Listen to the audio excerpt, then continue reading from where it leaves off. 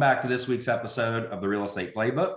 This week I have Quentin Dane with Dash Realty as our guest. How you doing today, Quentin? Hey, buddy. How you doing? Excellent, man. How you been? Been busy, crazy busy. Absolutely. Got to take advantage of it while the market's hot, right? Where I come from, they say when the sun is out, you got to make some hay, and the sun is bright today. Sure it is. So got a lot of hay to make over there. So Quentin, for our audience out there, why don't you tell us a little about yourself, a little bit about your journey, when you started in real estate and what got you to where you're at now? Yeah. So look, I think you get that question all the time of who are you? And I'll say I became, I'm a serial entrepreneur, and I don't mean that I'm in a braggadocio sort of way. I mean it really with self-disparaging as possible, that I'm just not a good employee. And so I am a serial entrepreneur out of necessity. By default. Once, right? So a bunch of different ventures leading up to this point. I think the most successful people in the world have failed more than they've succeeded. So I could go down a list of my failures, but how did I get into real estate, right? Absolutely. I became a realtor because I couldn't find a good one. And I don't mean that as a judgment on the industry. I couldn't find a good one because I think at the time it was very difficult to actually get connected with good realtors. It wasn't as, now I think it's a little bit easier. I think there's aggregators out there that can show who has 5-star reviews, and you can find a quality agent at this point. So I don't want to imply that there's no good realtors out there, but I'm going to say I couldn't find a good one. So I became one. Yeah, no, it makes perfect sense. Yeah. If in hindsight, maybe if I would have just waited another day or two, And so in there, as soon as I got in, I knew teams were the future, right? So I got in 2012, and it was really, things were changing, and they were changing rapidly. And I don't, at the time, it was more of that pyramid type team where there was one person at the top, the rainmaker, and they had a bunch of buyers agents and listing agents. And I wasn't sure I wanted to go that route, but I knew that teams were the future of real estate. And so I was at Coldwell Banker. We built ourselves to the second largest team in the world at Coldwell Banker. Wow. Yeah, dude. Awesome, man. I didn't know that. Yeah, that doesn't say much. I mean, for those of you that know who Coldwell Banker is. I'm sure most do. Right. But look, we got big, and then I knew I wanted to be a team. And so I put an RFP out to all of the brokerages and said, give me your A game. I'm leaving Coldwell Banker. There wasn't a ton of value add at Coldwell Banker. I think that they were heading in a direction of becoming a dinosaur and heading towards extinction, as opposed to leaning into where the industry was headed. And so I put that RFP out and said, okay, who out there can give me something that this brokerage that I'm currently at can't? And you can imagine when you're the second largest team in the world at Coldwell Banker, they bring their A game. So I got the big pitch from all of them. And dude, I became a brokerage because I couldn't find a good one. Mm-hmm. And so I have stumbled my way into where I am right now only because I couldn't find something better than what was out there. And so we're an independent brokerage, just like you, in that we've got our own processes. What I love about what we do, as opposed to the big franchise companies out there, is, if for you and I believe technology really defines the industry at this point. It's still a people business, don't get me wrong, but those of us that are going to succeed are going to have to lean heavy into technology, right? Absolutely. And so the beauty about being an independent agent is I can a la carte off the shelf, whatever the best technology is out there, I can use that. But if I'm over at one of those big national franchises, well, I've got to use their product. Now, don't get me wrong, they might have some good products, but there's always somebody doing something better. And so we are a real estate brokerage that leans heavy into technology, and we're pulling off the technologies that have the highest efficacy in the moment. We're pivoting as often as we possibly can. I believe in something called perpetual beta, where we take the top 20% of our business model and we churn it daily.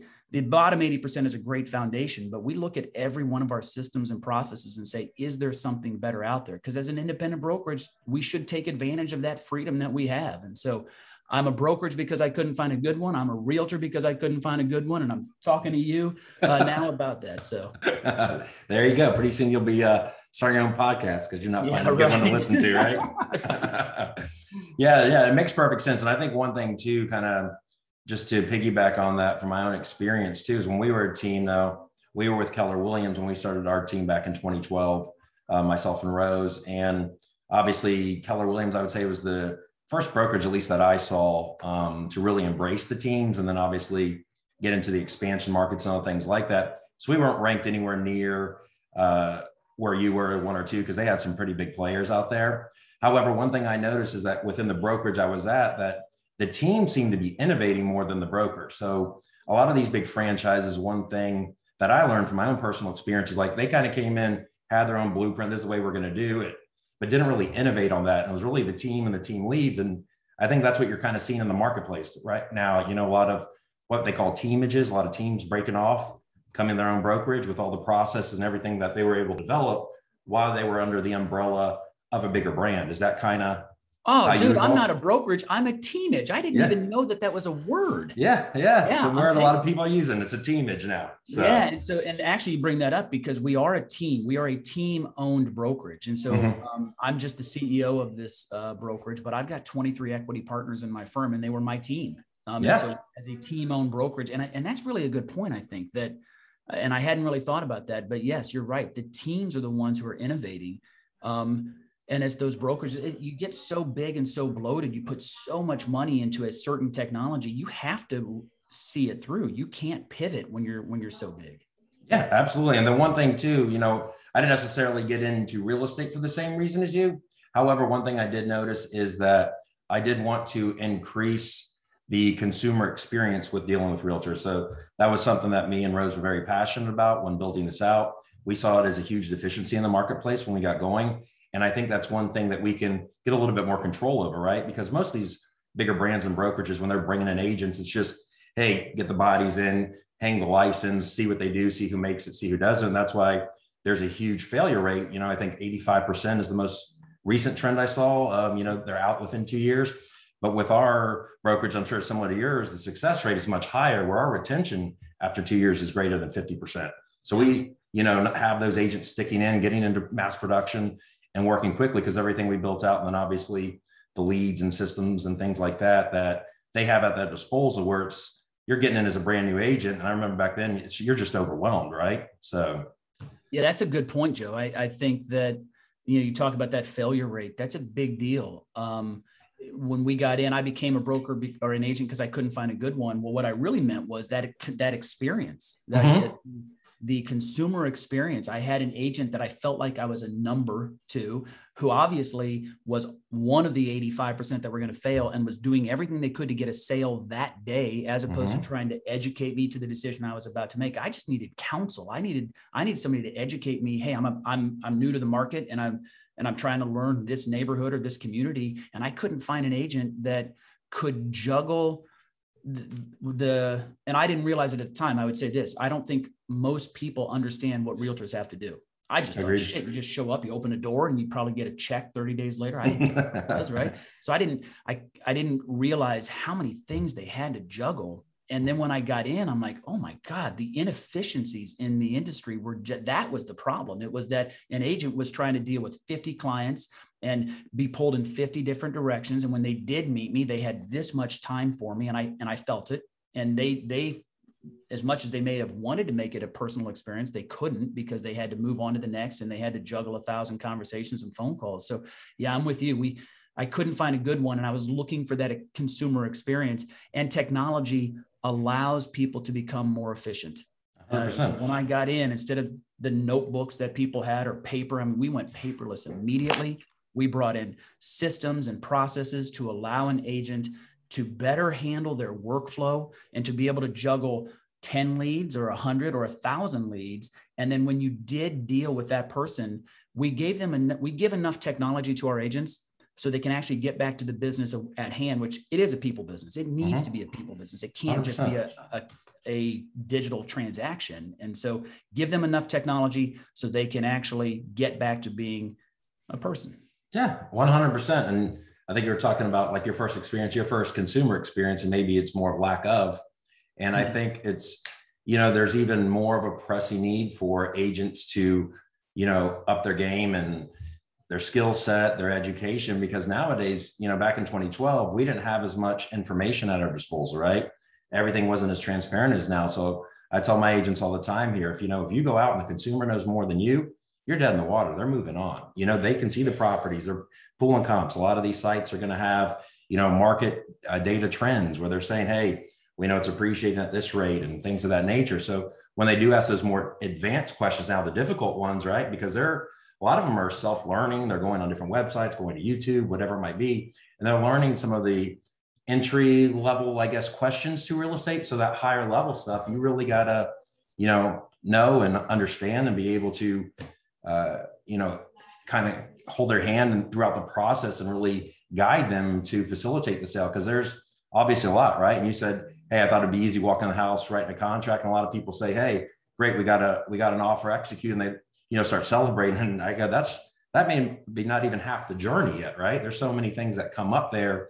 And that's really, I think, when the value of a realtor comes in is under contract, understanding the appraisals, the inspection contingencies, how everything works, protecting your client now that is under contract, and then kind of almost being that therapeutic role where everything's going to be all right. I'm going to guide you. I know what we're doing and can help alleviate some of that pressure and stress. Because back in 2012, you didn't have the information. Now they do. So it's like, you really got to step up your game. Would you agree?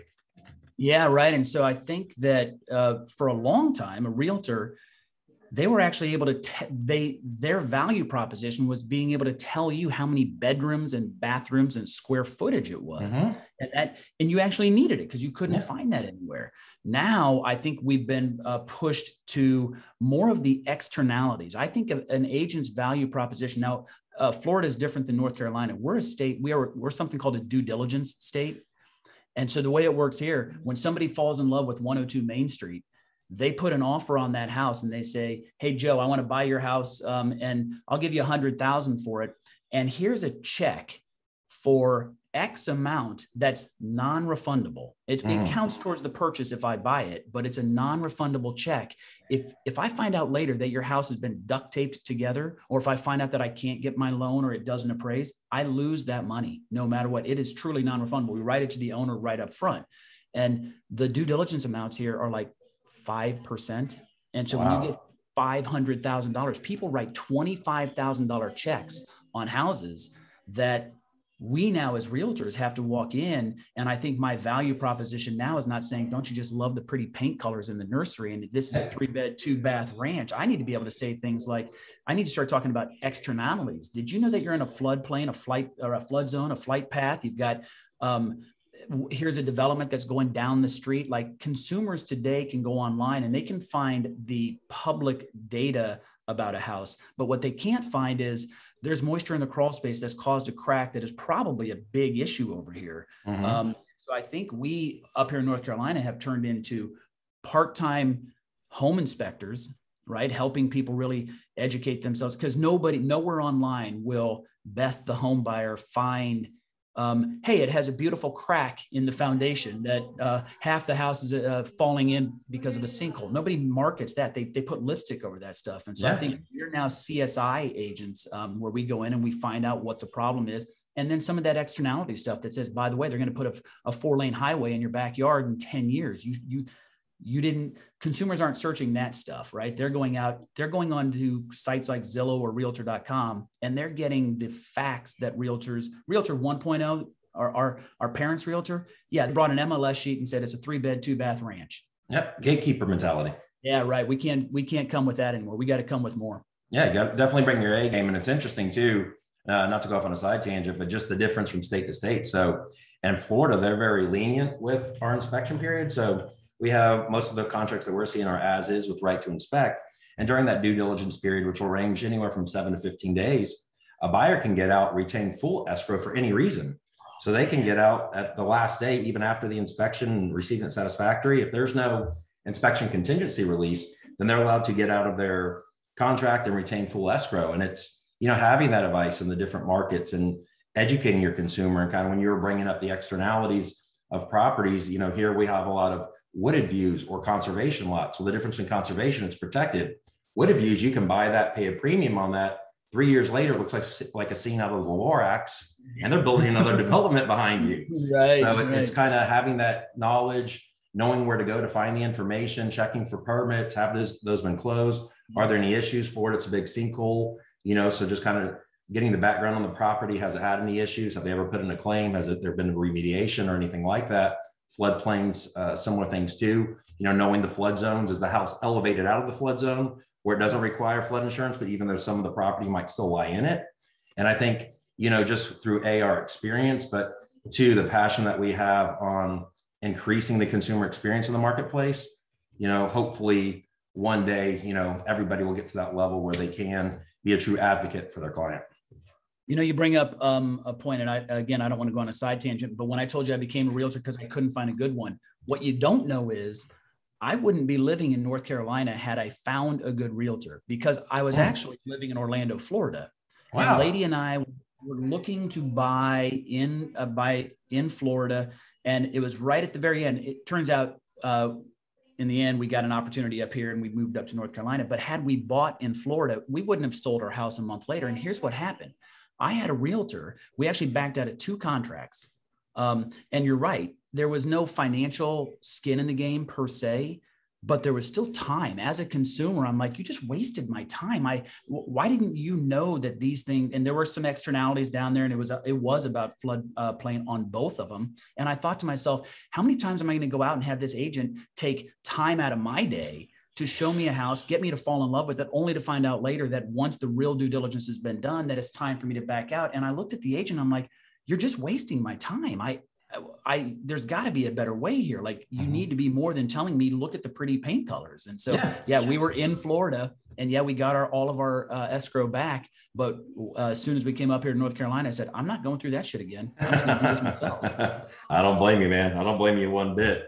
So why don't you talk a little bit about, Quentin, the current market conditions? Obviously, we're going to have national market statistics. Sometimes that's diluted from state to state, even city to city.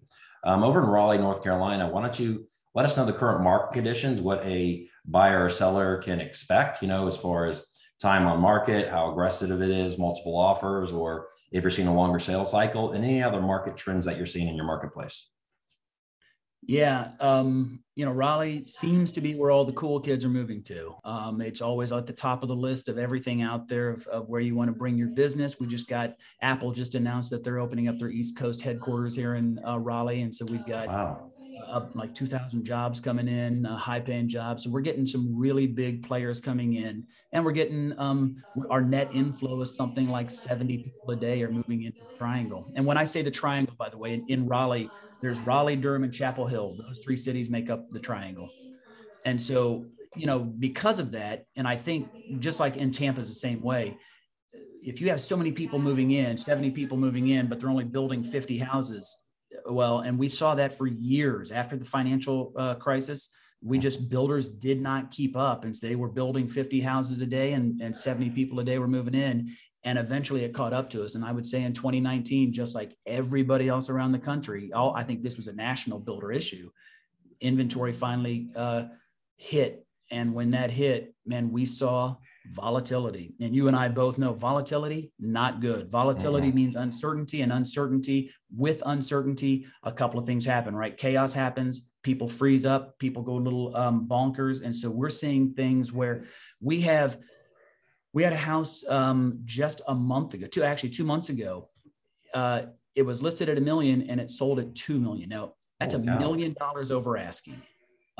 That's a kind of volatility that's not healthy for a market. No. And I've heard of price increases or, people kind of getting into a competition or a bidding war. I personally haven't heard of one that, that was 100% increase, especially at that price point, right? Maybe if it's 100,000, 200,000, okay, because obviously there's limited surplus and high demand. But when you're getting to $1 million properties, you have a limited buyer pool. So the fact that it got up to that price point, it's pretty insane. Yeah, we actually had a national TV guy come in and talk to us about that, saying, look, everybody hears, 10% over asking, 20% over asking. And sometimes you will hear 100% over asking on $100,000 house. Yeah, right. But not on $1 million. And so this was what on a national level, we hit some of that. We hit something where it was I would say unique enough on a national level that somebody came in and talked to us about it. But that volatility has stemmed from, we have 9 days of inventory. 9 days of inventory. And I think that's probably same around the country. But when you get down to single digits of inventory, when we should be at 7 months of inventory, it's chaotic. And so what we found is, as those prices have gone through the roof, I don't know about you, July was when we hit our peak. Have you hit a peak yet? Yeah. Yeah. So we're starting to, I don't want to say slow down because it doesn't feel slow by any means, but instead of getting 20 offers on a house, that's, I usually say FHA loan limits. That's where you're getting, a house here that's priced around like 375 is going to be, marketed towards FHA buyers putting some money down. So once you kind of get into that criteria, we've slowed down in the fact that we're not having 20 offers, we might get 15, right? So it's kind of slowing down, but not a healthy slowdown by any means, but we are trending hopefully in the right direction. We'll kind of see, where this leads to us, but obviously we're having massive job growth still and people relocating here at a high rate. So, we'll wait to see kind of what happens. And so we track a couple of things. I send out a daily email to our agents in a graphical fashion. We show them what the average sale price to list price is. And so we see this graph, and it's been over 100% for the last year and a half.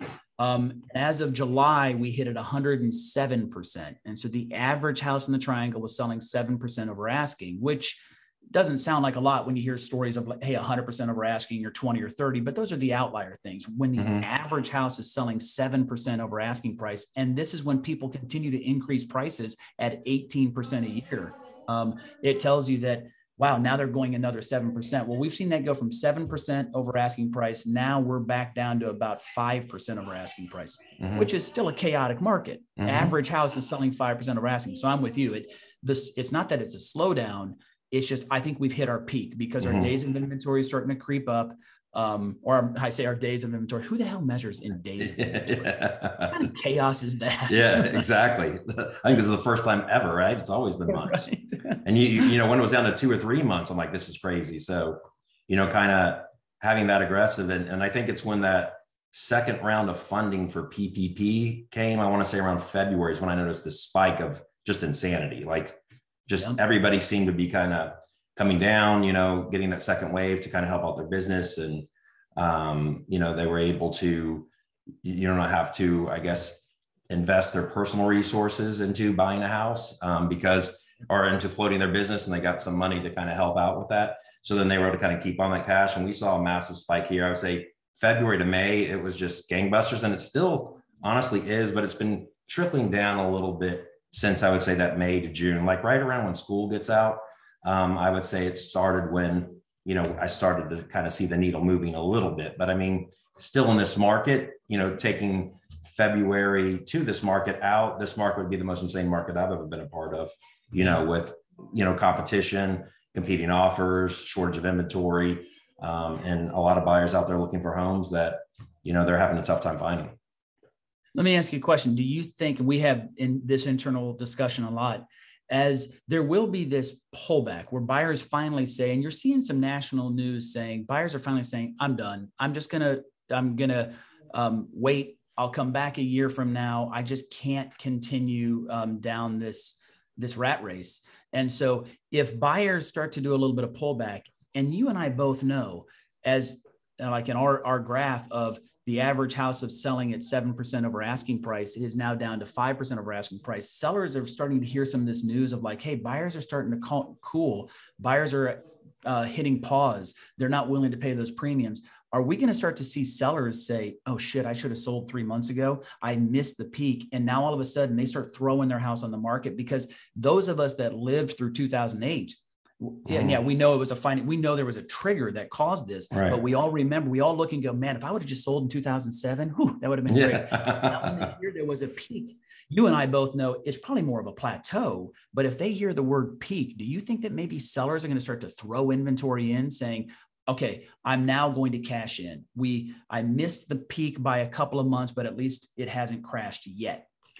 And I guess there's a couple indicators that I'm paying attention to, and I don't know what's going on in Raleigh, because I know obviously I would think, and it's just from what I know, and obviously you know a hell of a lot more than I do about Raleigh, but it seems like it's more of like, I don't want to say a niche market, but a smaller market. And, if you're living in the Raleigh area, there's not that many options, where Tampa Bay is massive, right? Like we're in here, we're really working 7 counties of the Bay Area because it's at, about 5 million home radius, where yours is probably going to be a lot smaller and a lot of people trying to really get in there, especially like you said, it's the hip, cool market to get into. Plus you kind of have Google coming in, and that's going to create the jobs. And, I saw what happened out in California, San Francisco, things like that with some of these bigger tech, or not Google, Apple's coming in your market, but like with Google, they drove the prices up. So I'm curious to see kind of what happens to go there in your market. And does Google coming in make the properties increase at a higher value? But the things that I'm paying attention to here are rent rates, right? So a lot of buyers who are on the fence, most of them here don't own homes, first time home buyers, FHA, things of that nature. But the price of rent is going through the roof. Like it might be growing, rental rates might be growing faster than property prices are appreciating. And then one thing I've noticed too personally, Quentin, is that, there's a lot of, shiny objects in the marketplace, right? And I'm not saying there's not value in it, but, everybody's talking about crypto and everybody's into NFTs now and other things. And they seem to be getting into some other ways to kind of invest their money that we haven't seen. And then obviously you have your traditional ways of investing. Stock market's very healthy, mutual funds, 401ks, whatever that might be. But one thing I've noticed is with our inventory too, which is something that I'm monitoring to see kind of where this goes, is we're having hedge funds getting bidding wars to buy properties again, similar to 2012 when we were into the market and they were coming in, and they don't plan on selling that inventory, right? And I know one thing, the guys running hedge funds are a hell of a lot smarter than me. So why are they aggressively still paying for all these homes, if they can get the fair market rent? And where is this headed? And does there get a point where buyers are A, going to be pressed where they're priced out of the market, but then B, they're already also priced out to rent? Like, what do they do? Like, I'm kind of nervous of that trend. And I know me and you talked about this a while ago, but like I could start to see trends coming up like tiny home communities, more affordable living, things like that, just because I think the price to rent is going to get outrageous where, the average Joe, might not be able to afford it where it's going, because it's accelerating at an aggressive pace. And I don't know how it is there in Raleigh. Yeah, no, without a doubt. I agree that we're getting squeezed. The buyers are getting squeezed on both ends. And, I don't know if you saw, but there was Inman just put that article out about the realtor in California who brought to light the idea that says, well, you got some iBuyers out there who are buying houses. Let's say they go into a neighborhood and they buy 30 houses for $300,000. And then a week later, they just go out and buy two or three more at $350,000. Now you've created a new comp. And so if they hold on to those 30 houses and just wait a week until that 350 sells, now all of a sudden there's a new comp, and now they can sell 30 houses at 350,000.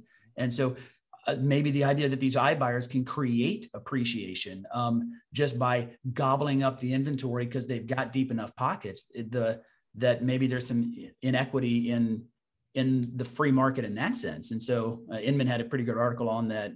And some of those iBuyers had some pretty good responses as well. Yeah. I didn't get a chance to read that yet, but I'll definitely check it out. But I could definitely see that. I know that, certain communities would go and they would sell like the 3 model homes, right? Cash, but then do like a lease back because they're going to be using it. So they're kind of in a weird way at inflated prices, the way it worked out. But then those are the 3 comps for them to build a community. But there's kind of a lease back incentive built into that price. And when it's cash, not everything has to be disclosed as if it was a mortgage and on there. So those things I don't want to say they go like by the wayside or on the table by any means. Everything's, full disclosure and everything's contractual. But a lot of times people don't know that there's a lease back that's built into that sale price. And then those 3 model homes, which are obviously upgraded to the max, are now going to be the comps to build out an entire community. So I think that kind of correlates with what you're saying. And what I've also noticed too is like Lennar, who's a big builder in our market. I saw there's I forget the name of the company. I was reading an article. It's a insurance company out of Germany where they're building a community for strictly rentals. And I want to say it's the size of like an area here, West Chase. And I want to say over there, they were starting, I want to say 5,000 homes. Don't quote me on that. But, they were going to build out like a whole like mini town of nothing but rentals. Now we have a couple here that have popped up. That's starting to be a trend here where we're having builders come in and they're not building to sell. They're just building to rent. And that'll be interesting to see how that plays out as well, where you have communities of nothing but rentals and the homeowner can never, acquire those homes. We have a lot. So because when we say we're the triangle, what we're really referencing is the 3 major schools here. You've got NC State, Duke, and University of North Carolina. And so around those universities, you have these communities already built in. Everything's a rental around there. So it's not just condos, but they're now building houses around that. And the whole thing is rental, the entire communities. And we're seeing a bunch of that here. Yeah, absolutely. So it'll be interesting to kind of see where this ends up. But I mean, there's so many indicators that can kind of come into play. It's really hard to kind of predict what's going to happen in the future, right? We don't have the crystal ball. I wish we did, but there's just a lot of things at play. I love you, Joe, but if I knew where real estate was going to be, I probably wouldn't be on your podcast. I would be retired somewhere else, right? You'd be over there trying to get in space with Bezos. Right.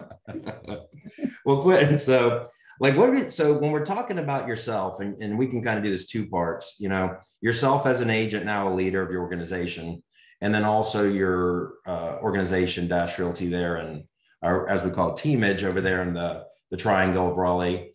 What would you say like the biggest strength is? What would you say your biggest strength is as an agent or leader? You can pick on which one you want to kind of talk on, or if you want to go on both, feel free. And then what's the biggest strength of if a consumer is to use Dash Realty as their representation? Yeah, I think, when I got into the business and as we built the team out, we knew the value proposition had to pivot slightly. We needed to be a people organization. And we knew that we also had to juggle so many outside factors. And I say the entire transaction now, you have to have your hands in. And so we spent a lot of time and energy in building a technology infrastructure behind us. And so my biggest strength is this, knowing that when I got in, I didn't learn bad habits, because companies like Zillow and Realtor.com were coming about, and I saw how consumers were coming at me. And so I didn't have to learn how realtors used to do business and then pivot. I think that's where a lot of realtors right now are, is they knew what it was like 20 years ago, but they haven't dropped some of those old bad habits. And so I think my biggest strength and our company's biggest strength is we were built on good habits. We were built on the habits that today's consumer is demanding. Because we talk about this all the time, that today's consumer is push button, make magic.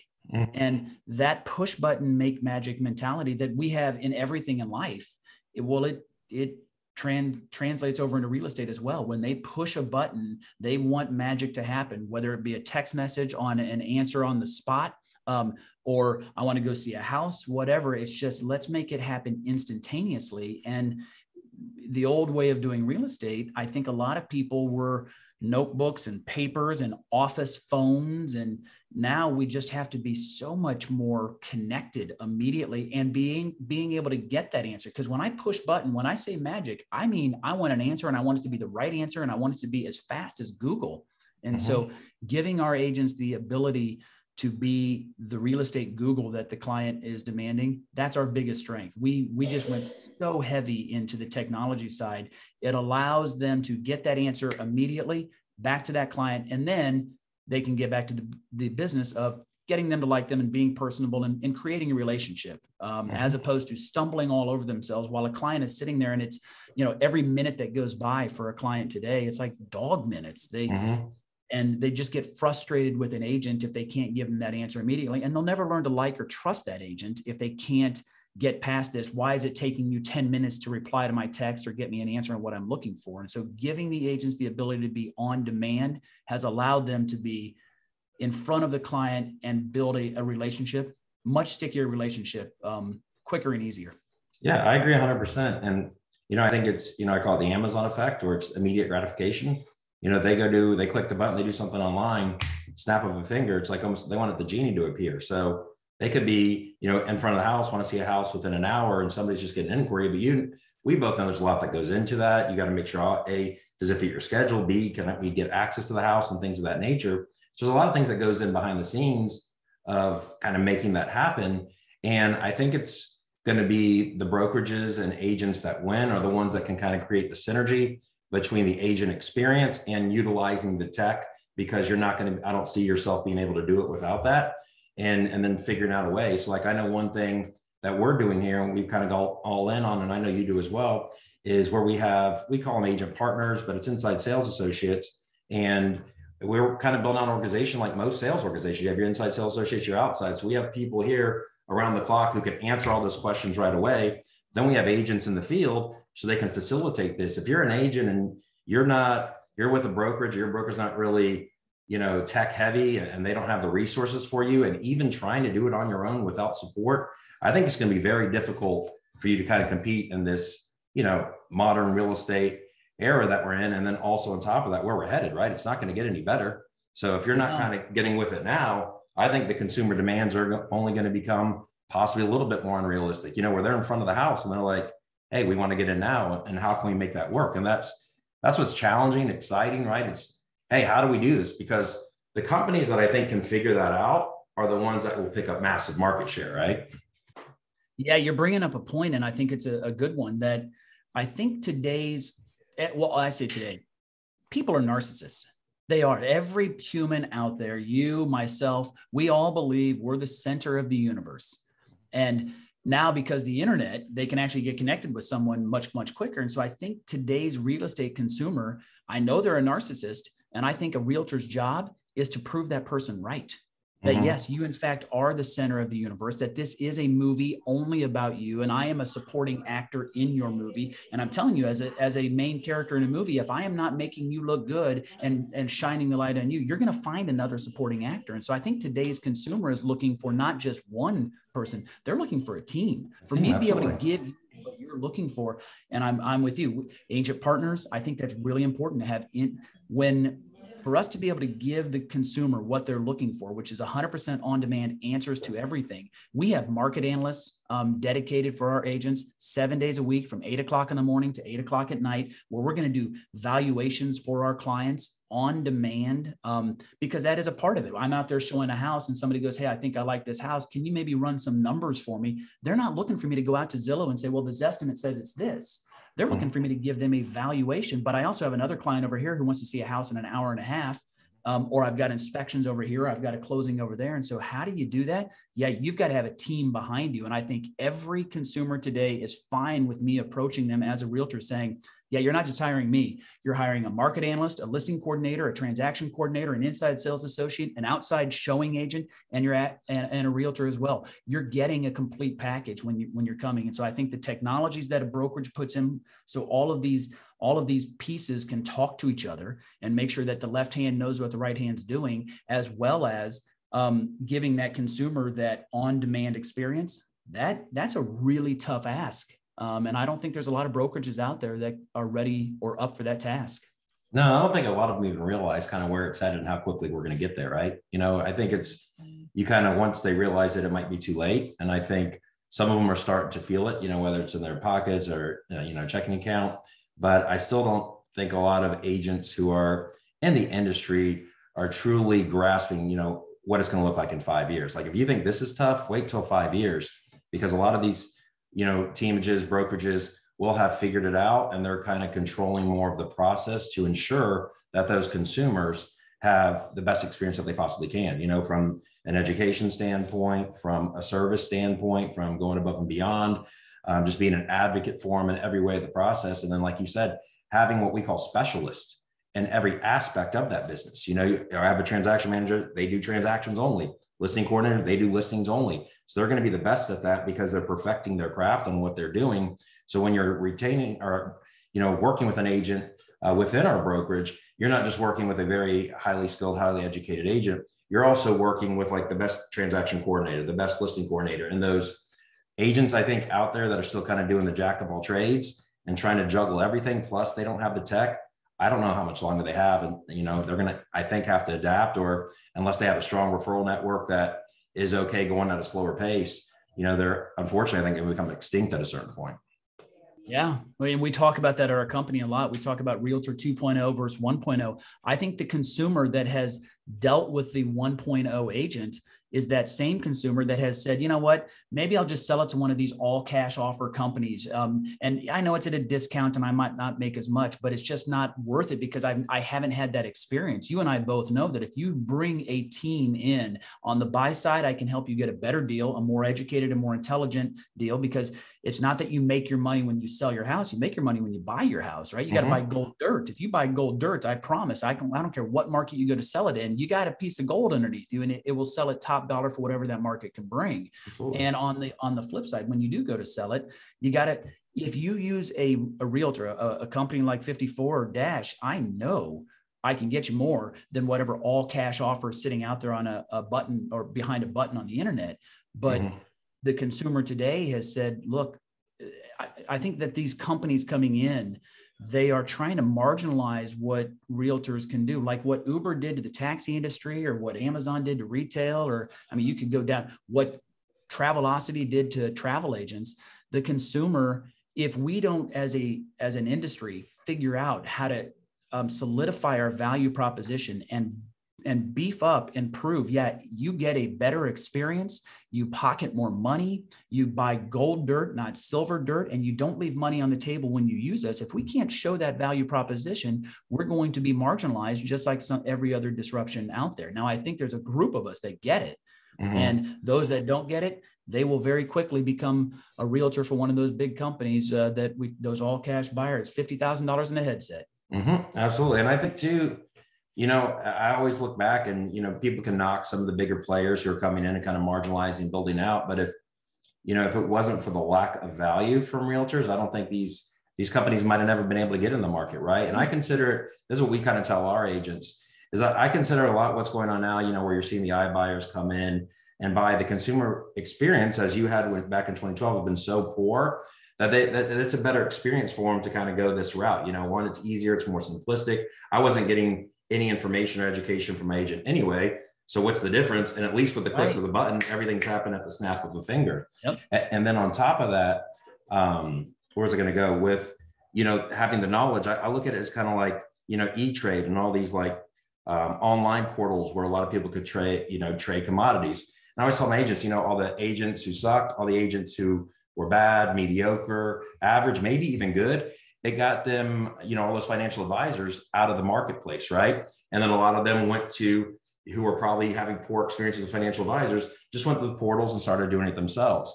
But I do know that the financial advisors that made it through, that pivoted, showed their value, continued to study their craft, were getting better gains, which in our case would be better prices on homes, or whether it's getting at a lower price for a buyer, higher price for seller, and educating them.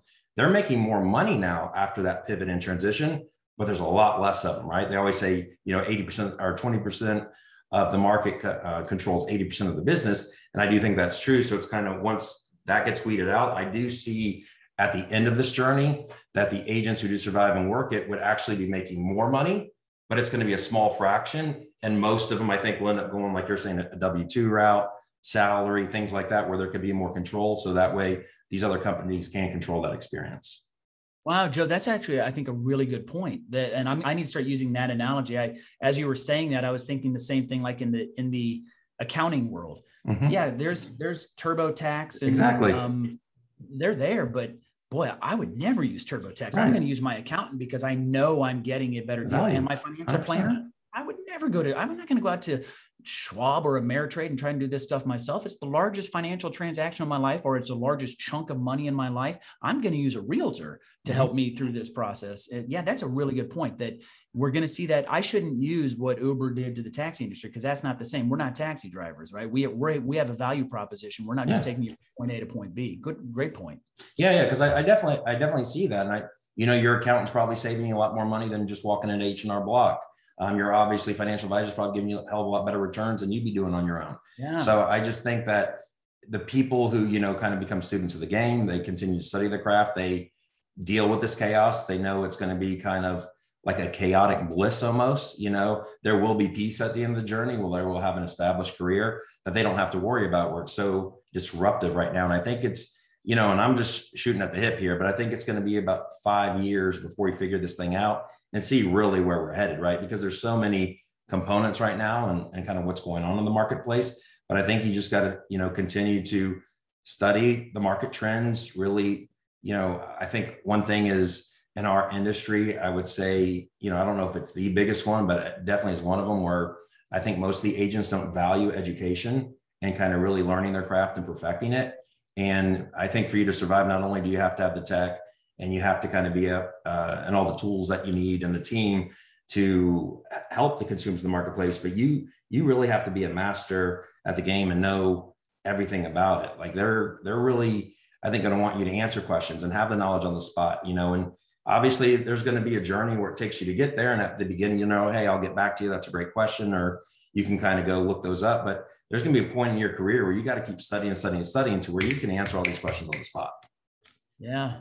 And I think, when you think of your accountant or your financial advisor from 20 years ago to today, 20 years ago, they could get away with, I'll get back to you. But as these disruptors came in, as the Charles Schwabs and the H&R Blocks came in, it forced the good accountants to up their game. They brought in the technology. It forced the good financial advisors to up their game. They brought in the technology, but it also forced them to stay fully educated, because when I did talk to them, now it's not, hey, that's a good question, I'll get back to you, because they know if they're going to have to get back to me, why don't I just go push H&R Block then? They have to have those answers right then and there for me. So it forced everybody to up their game, technologically speaking, educationally speaking, so they could still get back to the business of the people business that it really is. I have my financial advisor because I like him and he's good.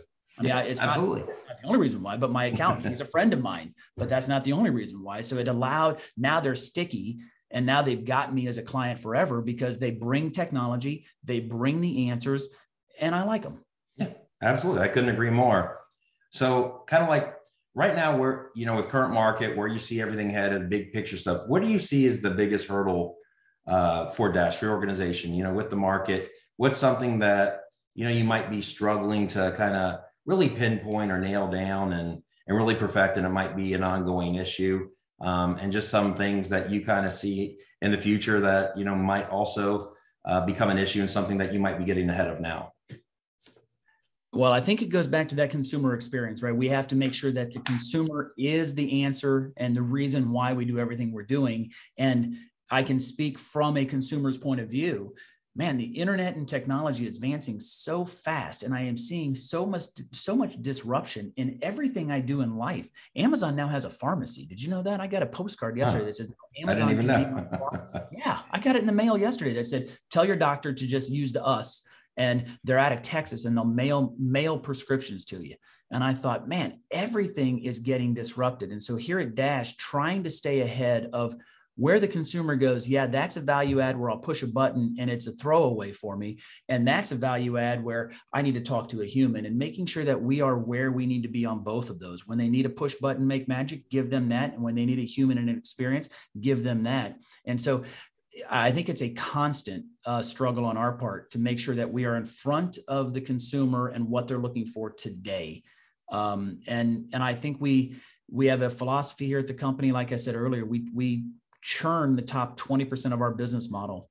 We've got a foundation of core values and et cetera. I say processes, et cetera. Some of them that just won't change, but over on the top end, what we're doing today is not going to be what we're doing in 5 years. It just won't be. You said it earlier. In 5 years, it's going to be different, and things are changing so rapidly. I think that's it. And when I say they're changing rapidly, what today's buyer or seller is looking for. And so for us, I think we've got the technologies in place to be able to pivot left or right with them. We've got the agent experience or the agent education that is probably the point you were talking about earlier, which is that's got to be it. We've got to make sure that we can give them that answer when they are looking for that agent experience on demand, not in the form of a button, but like, yo, what's up? I got to be able to answer that. And so that would be our toughest part is trying to stay ahead of a rapidly evolving and ever chaotic consumer who's not 100% sure what they're looking for, but they just know they want it different than what it is today. Mm-hmm. I agree. And I think the one thing that, I struggled with in the past that has just become like subconscious human nature now is how quickly I can pivot and move it. As soon as I realize something's not working, don't be stubborn and try to stick on it. But I think you just have to pivot and move so quick to really figure out what's going to work and make it happen. So I think that kind of correlates to a little what you're saying too. And I know that's one thing that you're great at doing. And hey, if it doesn't work, we're not going to sit here because it's my idea. All right, let's try something else until we figure out what's working. Yeah. So for the audience, Quentin, when you're talking, if I'm a new agent or a struggling agent, right? For the agents out there who, they're kind of not making the money they want to. They're not having the tools or resources they need at their disposal, I guess to say. What would be your advice? If I'm a new agent, I'm licensed, or maybe I'm, a year of experience, but I'm struggling to get where I want to go, or maybe I'm an agent with 3 to 5 years experience and the market changed so much that I'm not doing as well as I used to. What's kind of like your advice for these agents? And if you were to be entering the real estate marketplace now as a realtor, what would you be looking for? And what are some things you've learned from your experience on what got you where you are today? Yeah. So I think first is we're seeing this aggregation of leads. It used to be you could get in and every brokerage out there told you, well, write letters to your friends and family and everything will be just fine. Well, shit, your friends and family aren't going to use you, right? They don't want you to know how poor they are, or they don't want you to know how rich they are. Hell, half of them don't want you to succeed as much as them. And so the antiquated model of writing letters or knocking on doors, or I'm going to say even doing open houses, that just, you find a way to get leads and find where the buyers and sellers are. And there's a lot of different ways, but I am a big believer in this, that every business out there should have a marketing budget. And you're in business for yourself. And so a lot of agents think, you know what, I'll just get into business for myself. And I'm not going to put any money into marketing or attracting or advertising clients in. I'm going to write letters and knock on doors. And that just, I think it's a fallacy to success. Every business out there has a percentage of their money that they put right back into marketing in their business and buying leads. That's exactly what marketing is. I put it out there on TV and I am buying eyeballs to come to me, spend money, step up front. You're going into business for yourself. Go in with a business plan, a business model, understand what cash flow is, figure out how much you need to make.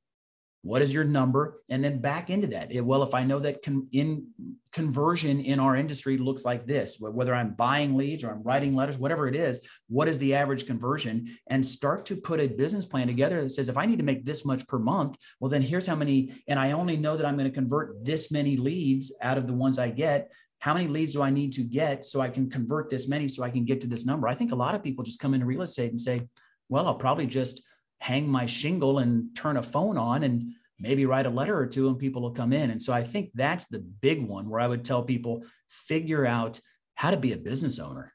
And what happens if they didn't have any marketing budget or a budget? What would you advise that they do? So they're coming in and they understand the importance of that, but they're just getting their career going fresh out of school, whatever it might be. Where should they look to start? Well, Teamages is where it's at. Everybody knows that. I just learned that word, by the way. And the future of real estate.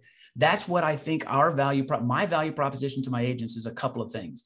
All of the things you would need to start a successful business, you should, if you want to be the best thing you can be for your client, and today's consumers demanding things, you need to have a listing coordinator, a closing coordinator, a transaction manager, a market analyst, an inside sales associate, and an outside sales associate. How the heck can you do that? And you need to be buying leads. Teamages can give that to you. Find a team or a brokerage that has put that in place and can bring those leads in. And yeah, we have a very healthy marketing budget. I mean, I think probably similar to you, we're probably going to be at $1 million this year that we spend on making sure that people who are looking to buy and sell homes are looking our direction. And then we pass those leads out to the agents. And then I think the other thing, and this is where if I was going to go back and really focus on what makes a successful agent. And I think for like you, it's so natural for you. And I think I was naturally good at it myself as well. I know that the other side of this transaction, the consumer is a narcissist. They believe they're the center of the universe. I'm very good at convincing them they're right. I self-subordinate. I get clients to like me pretty easily. And I don't think a lot of agents can get out of their own skin and understand this is a job interview. I am going to, whether I'm listing your house or I'm meeting you for the first time as a buyer, if you're not getting the traction you're looking for in real estate, then I can assure you part of it is you're not figuring out how to meet someone for the very first time and convince them that you should be hired to be part of their show. When my client tells me, I always say to them all the time, this is not a journey that we're going through together. I'm not going arm in arm with you down a yellow brick road. Fuck, you're my boss. I'm your employee. When you tell me to eat shit, I'm going to say with a spoon or a fork. I'm going to be the best employee you've ever had. When you push a button, I'm going to make magic. When you call me, I'm open 24/7. And to be able to subordinate and say, this is your show, I'm a supporting actor. A lot of agents they can't get out of their own skin. They think their job is to peacock and make it the realtor show. And it really isn't. It's the client show. And I would tell most of my agents that come in that had been struggling elsewhere, whether they're brand new or been in the business for a while, you're not good at getting people to like you. Mm-hmm. You know, and I completely agree. And I think that, you know, to kind of talk about that, from what I'm hearing is, you know, you got to kind of get the emotion out of it, understand the process. Like I always tell, you know, my agents here that there's a difference between knowing you're right and saying you're right, and conveying it. You know, a lot of times you'll know you're right. I'll know 100% what I said to be true, and I will still apologize because I don't care. I just want to deliver that consumer experience, and I don't care if I'm proving who's right and who's wrong in this little mini tiff. And I think there's, especially the agents starting out, even the ones when they get a little success, emotions are flying high. They might get a little bit of ego and they kind of want to go back and forth. And I got rid of that a long time ago because I was always focused on delivering that consumer experience. I never really cared. I could care less if I'm right or wrong. I care about, hey, can I sell this house? Or, hey, can I get this buyer in this house? You know, everything else. And that's why you were a top producer. Yeah. Yeah. And I think that's one of the things, that's a great point. That I need to start sharing more of, is because I've always known that. I don't think I verbalize it as much, and it's so vital to it, right? Because you can have agents, and I'm sure they come in your organization. I'll have an agent come in, I think they're going to knock it out of the park. I'm like, oh, they're going to do great. Buyers, sellers are going to love them. They're going to close it. They're sharp, super smart, like to work things like that. And then there'll be other ones who, you know, don't have that much life experience, or learning at a slower pace, might not be the best with tech, but they have that mindset, and those agents are going to outperform the other ones who have everything going for them, but kind of want to get in these mini tips with the consumer. I have a rule I tell everybody when they come in. I say, your job, your entire job as a realtor is to become the employee of the month with your boss. And your boss is the buyer or seller. Because if you're not the employee of the month, someone else is. Yeah, 100%. No, that's a great point. So quick, I'm going to get a little bit off topic here from real estate. So if you weren't doing real estate, if you didn't start your real estate journey back in 2012, what do you think it'd be looking like today? What do you think you would be doing? Wow. You know what? I'll be honest. One of my favorite, I told you I stumbled all over myself in entrepreneurship to get to where I'm at. I would probably be a farmer. I love the idea of, I like getting my hands dirty. I love cultivating, and that's probably why I'm good at real estate too. I love the idea of farming. I love the idea of putting in time and energy in to see the fruits of my labor and understanding that it's not an immediate gratification. So I would say, and I come from Kansas City, so I think I'm naturally half farmer anyway.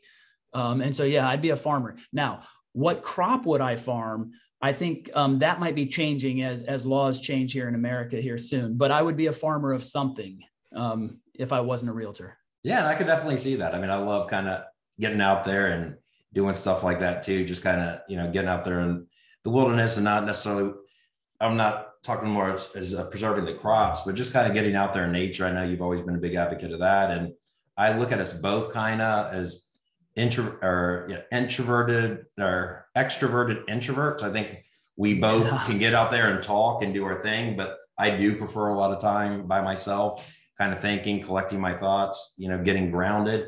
And I like spending time by myself and just that kind of creation process, and kind of, you get an idea and you just start to experiment with stuff. And if, you know, you're out there on the land, you're going to see what works, what crops are working, what's not, how to keep, you know, how you're going to get the best harvest, and keep beta testing different things just as you would in any business. So I could completely see that. I think, what's always been interesting to me is when you talk to the top producers and guys like you and everybody, when I talk to them, I think we all have that same thing in common. We are introverted extroverts, to your point. Like extroverted introverts. Extroverted introverts, as good as you are getting people to like you, I can say confidently, I'm really good at getting people to like me, but I hate most people. I like trees better than I like people, but I know how to get out of my skin and convince that person on the other end that I actually like you and care about you. And it's a job. Yeah, I mean, I know it may be naturally to some people, it comes natural, but for the best in the business, they just know how to turn it on. Mm-hmm. And for me, when I turn it off, Oh yeah, I'd rather be in the woods, up in the mountains somewhere than sitting in the middle of 1,000 people. Yeah, I completely agree. So, Quentin, for anybody who's kind of come into the Raleigh place, whether it's an agent kind of listening to the podcast who might have a referral for Dash, or buyer seller coming into Raleigh looking to buy or sell, or obviously they'd already be there to sell. Why don't you let the audience know your contact information? What's the best way for a consumer or an agent to get a hold of Dash Realty there in Raleigh? Okay. Yeah. So look, there's a couple of ways. DashCarolina.com. Easier to just go to myagentdoesn'tsuck.com. That's a hell of a URL. Our phone number is 919-622-4867. You give us a shout anytime. We are 24/7 on demand. All right. Awesome, Quentin. Well, I'll get that information posted too when we post the video. So we'll get that out there and also kind of put some script behind it. So if anybody needs it, they can kind of click a button, either make a call or go to the website. But as always, man, greatly appreciate your time. Highly admire kind of all the big things you're doing there at Dash. And then, just appreciate you always bouncing ideas off me, kind of being there for that, mindset. And, sometimes if I'm struggling with something, you might've struggled with it and figured it out. So just kind of having that community that we can always nice try. You don't struggle at anything, dude. Yeah. You're my rock. I love Yeah. I come to you, man. I come to you. I got like 15 Google Drives you're sharing with me on a continual basis. So I greatly appreciate it, man. Thanks for being on the podcast. I know you're a busy guy, so I do appreciate the time. Thank you. Yeah, bud. Talk to you soon. All right.